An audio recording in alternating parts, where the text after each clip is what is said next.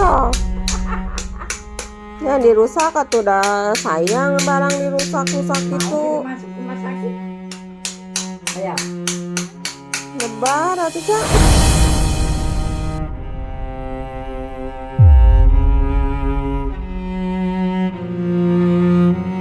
Jadi di bawah panti pijat itu ada kayak guha gitu, di bawah tempat naruh tandon-tandon di situ. Jadi dia ditukan juga di situ sama temannya.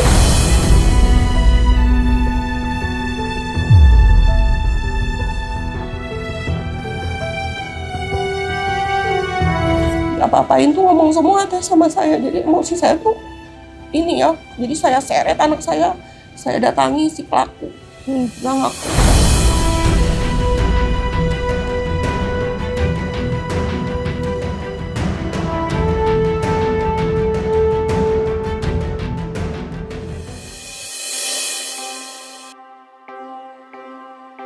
I know that we would never work.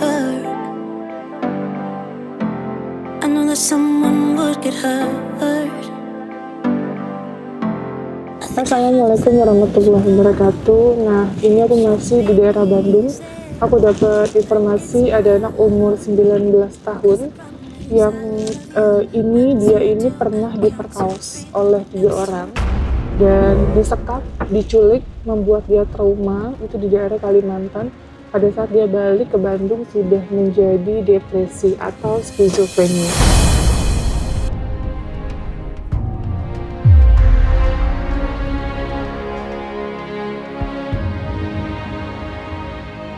Nah itu dia, jadi makanya kita mau langsung aja, sorry ya guys, aku bener-bener lemes banget, lagi enak badan dari tadi malam. Jadi hari ini kita quick, cepat aja, biar ada satu lagi yang kita bisa handle di daerah Karawang. Jadi ini kalau penasaran, ikutin perjalanan kita dalam membantu orang hari ini.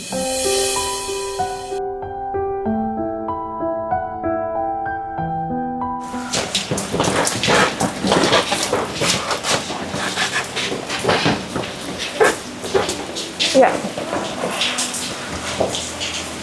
Di mana Bu? Lurus.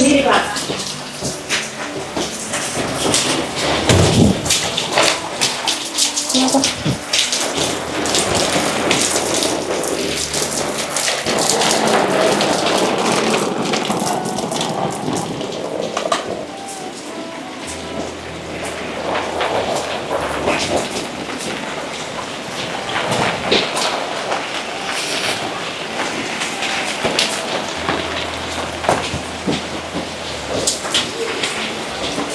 Assalamualaikum. Ya. Ini Ibu yang lapor? Itu Saudara. Ya. Oke. Ya. Tuh ibu itu. Ya Bu. Di mana? Sini aja masuk. Pasiennya? Ada di mana pasien? Pasiennya itu tuh yang di belakang. Oh, oke. Ya Bu. Gak apa-apa Ibu. Sini sayang. Ini Kak. Ngobrol di situ boleh ya Bu? Boleh di sini aja.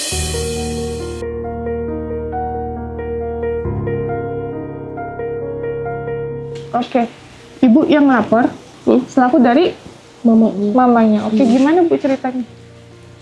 Jadi pertamanya tuh umur 14 tahun saya kan hijrah dari sana ya, dari Kalimantan ke sini. Oh, Saya kan 18 tahun di Kalimantan. Kalimantan Timur ya. Nah dulu tuh dia sewaktu sekolah, zamannya sekolah tuh saya antar dari TK sampai SD tuh saya nggak pernah lepas. Soalnya dari pagi sampai siang itu saya nggak pernah tinggalin gitu. Karena memang anaknya itu kan agak lain dari yang lain ya, berkebutuhan khusus. Cuma dia nggak keterbelakangan mental, cuma IQ-nya aja di bawah rata-rata lah. Ya nggak bisa baca teh, sudah saya leskan, sudah saya ini tuh nggak pernah masuk-masuk gitu, nggak pernah nyangkut. Nah, habis gitu karena ketakutan kami terlalu besar karena dia perempuan, jadi padahal disarankan sama guru sekolahnya itu suruh masuk SMP biar bersosialisasi sama temannya. Cuma saya takut gitu kan dulu itu. Takut dibully gitu. Takut dibully, soalnya dari kecil sering dibully. Dicubit, dimintain uang gitu.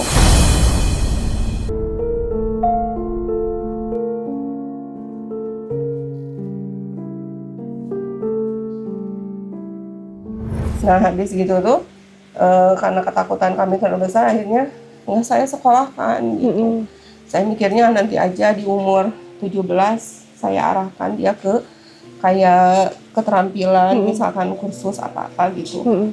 Nah dari situ tuh kan besar badannya, jadi 14 tahun tuh kayak gadis gitu, nah kayak umur 18 mungkin kira orang. Waktu saya tuh kan saya jualan di pasar malam ya, jualan baju, buka juga di rumah jualan baju. Nah anak ini kan sering mainnya tuh nggak pernah sama sebayanya, jadi anak-anak di umur 10 tahun.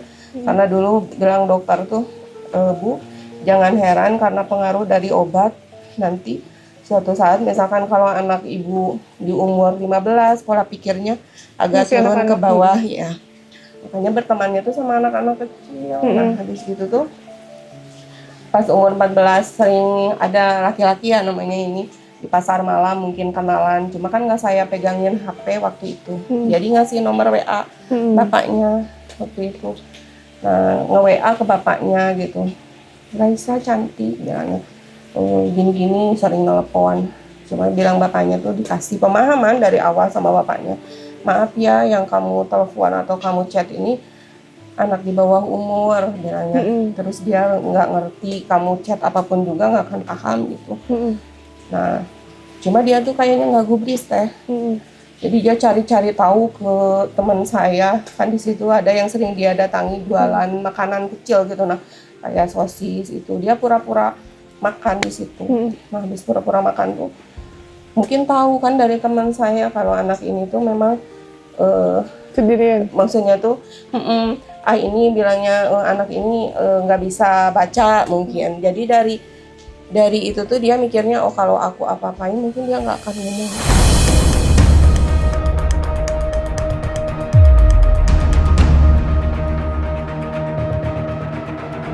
Nah jadi waktu itu tuh saya lengahnya itu pas saya lagi cuci baju, dia keluar mungkin sendirian pas teman saya juga lagi nggak jualan.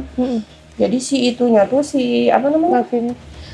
Si laki-lakinya tuh ngintai dari ini kan rumah saya tuh kayak di sebelah sana tuh memang agak dekat pinggir jalan raya. Cuma ada ilalang-ilalang teh di situ yang di dekat rumahnya yang cowok itu. Jadi dia dibawa ke sana. Saya pas pengetahuan saya akhirnya dia lagi dikasih minuman keras. Gua pakai sapu. Dulu itu.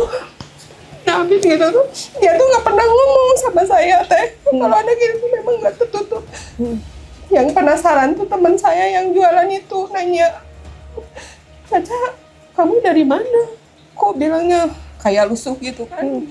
Akhirnya ngomong anak saya sampai teman saya tuh telepon saya, jadi anak tuh diantar pakai motor ke rumah saya. Mama Caca yang sabar ya, kenapa? Ini Caca mau saya bawa ke situ, bilangnya gini. Astagfirullah.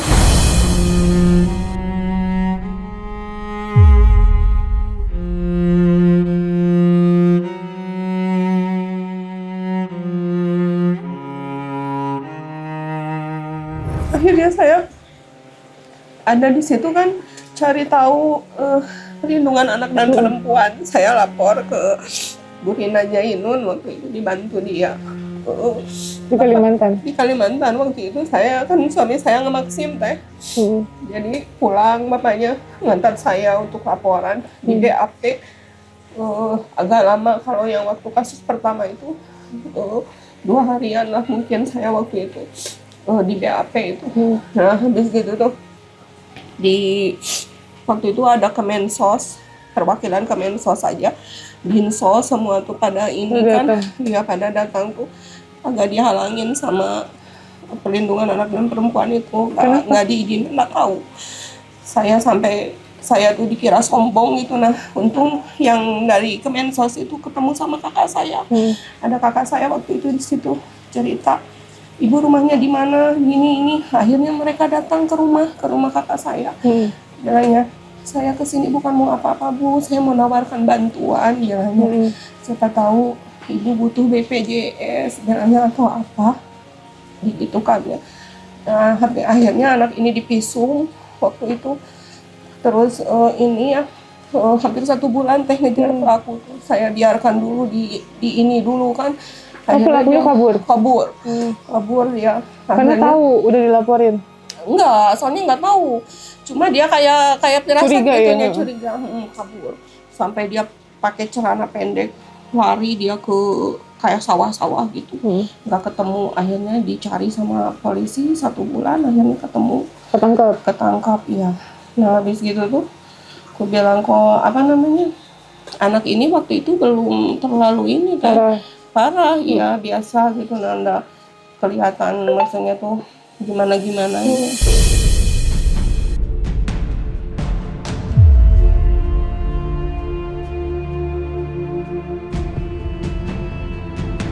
Tapi maaf Bu, dipotong. Pelaku udah ditangkap tuh? Sudah ditangkap. Berapa tahun? 15 tahun? Bilangnya 15 tahun penjara teh. Tapi selama ini setiap kasus yang saya ini ya, jadi mereka tuh nggak pernah tembus ke saya. Jadi harus saya dulu tanya ke misalkan ke jaksa atau ke ini. Itu nggak di mana? pernah.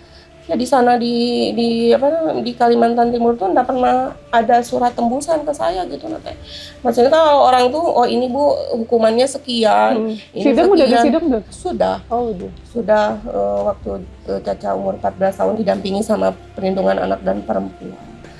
Nah habis gitu saya kecolongan lagi teh. Saya kan sering live streaming di itu ya, di Snack Video jualan setelah 1 tahun berlalu lah. Habis gitu dilecehkan lagi, malah itu disekap sama anak sebayanya dia.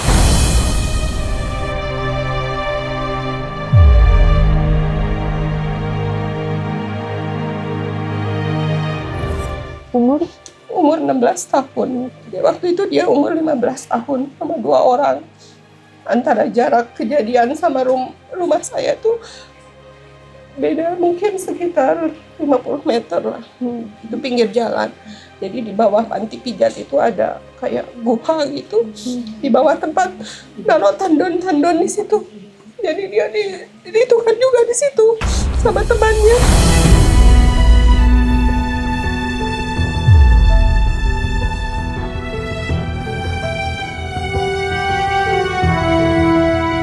Cuma waktu itu saya nyari kan kemana-mana.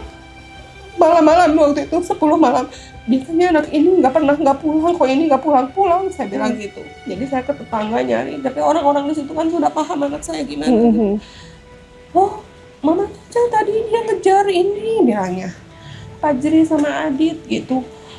Saya tuh Bu, memang anak itu sering bully anak saya.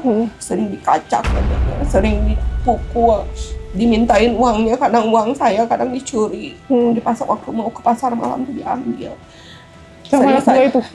Sering saya kasih tahu anaknya. Dengan begitu ya aku bilang gitu, nggak boleh kayak begitu tuh, nggak bagus. Cuma ya mungkin dendam atau gimana, Allahu alam nggak tahu.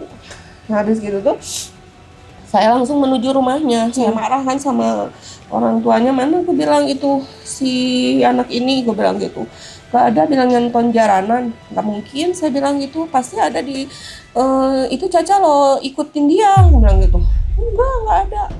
Nah akhirnya si mamanya tuh coba telepon, panggil. Sekalinya ada di depan rumahnya dia, di rumah yang pelaku kedua teh, di situ. Jadi dari situ tuh emosi saya agak meluap gitu. Saya bilang gini, kenapa aku bilang kamu dikejar Raisa kemana? Bilang gitu. Nggak tahu, bilangnya nanti saya bantu cari, tapi feeling saya sudah nggak enak di situ kan. Bilang kok anak ini ngomong gini.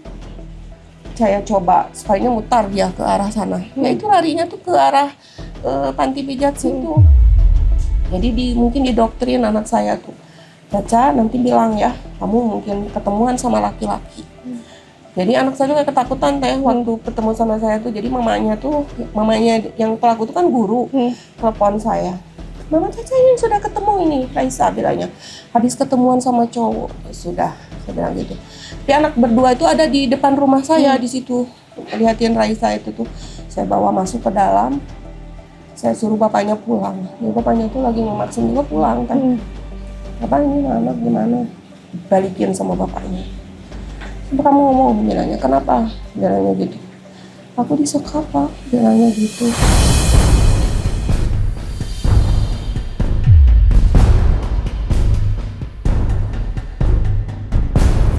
Diapain? Belum cerita waktu itu teh, cuma kakak saya ngomong sama saya, ini bilangnya kalau sudah namanya sekap menyekap itu sudah kriminal, bilangnya kamu harus lapor gitu kan. Sekalinya pas sore itu dia cerita semua sama saya, ngomong semua, mama aku bilangnya di gini, apa-apain tuh ngomong semua teh sama saya. Jadi emosi saya tuh ini ya, jadi saya seret anak saya datangi si pelaku, gak ngaku.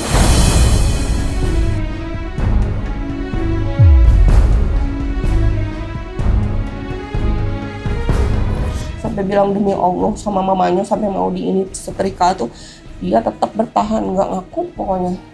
Yang satu pelakunya juga nggak ngaku. Jadi disaksikan sama temannya yang di bawah umur 10 tahun mungkin. Jadi dia yang megangin baju si yang pelaku, apa-apa tuh ini si saksi itu. Ya.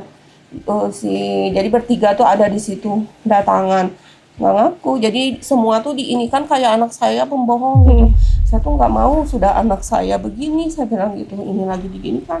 Jadi saya ngomong gini, kalau begini caranya, saya ini sudah secara keluargaan nanya, kalau misalkan memang nggak ada ini penyelesaian, saya mau lapor polisi, silakan. Bilang anaknya tuh nantang saya nggak takut, bilangnya mau dilaporkan polisi, saya berani mati, saya nggak ngelakuin.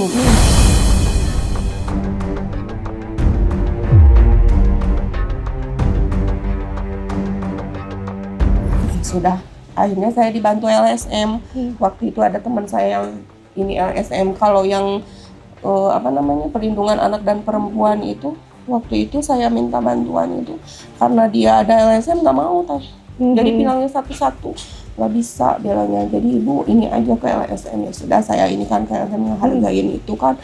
Akhirnya saya lapor ke Polsek Palaran. Nah di situ tuh belum dipanggil anaknya, masih di ini dulu. Jadi selama 3 hari waktu itu tuh baru anaknya diambil. Ini kan ini ditanyain. Jadi selama berapa jam, mungkin hampir 6 jam bilang Bu Cindy waktu itu ininya. Bu Desi aja. Ya Bu Desi. Ditanyain tuh baru dia ngaku. Akhirnya mamanya tuh kayak kejar kan. Seolah-olah kayak mungkin tercedera, dia kan sebagai pemomong pelajar, guru. Nah akhirnya anak itu ditanyain tuh ngaku semua, mamanya nggak ini, mungkin pertamanya tuh kayak nggak terima gitu.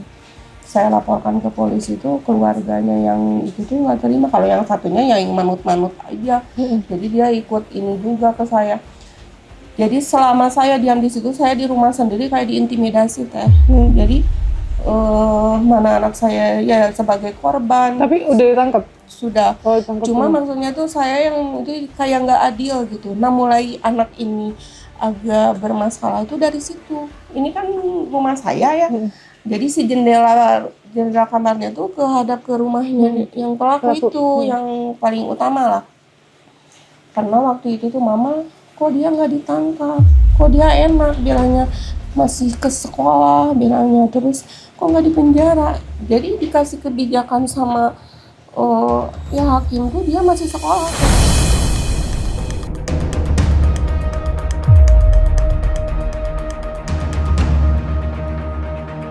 Saya tuh kayak dibodohin waktu itu. Dia tuh minta tanda tangan sama saya sama bapaknya, bilangnya permohonan maaf, tapi sama dia dijadikan alat untuk dia kemana-mana, kayak ke hakim mungkin dilihatkan untuk meringankan hukuman anak itu.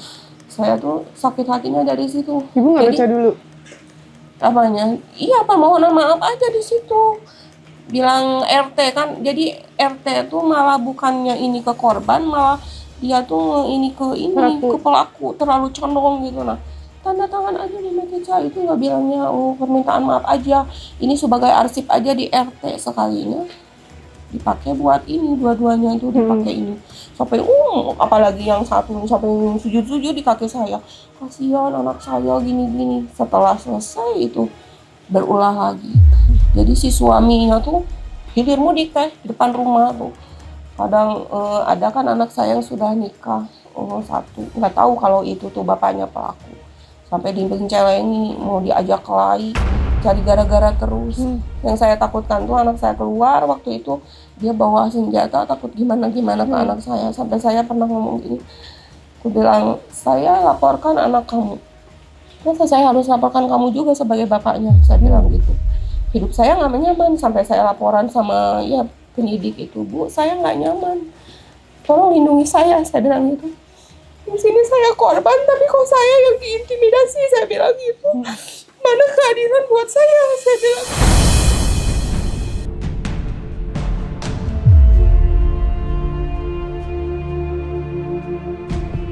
Terus gitu tuh, berjalannya waktu akhirnya sidang teh.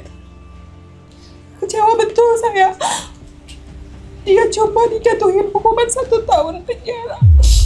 Yang 1 9 bulan dipotong kurungan. Itu aku bilang, kok nggak adil. Jadi anak saya tuh gini, mama aku mending nakal aja.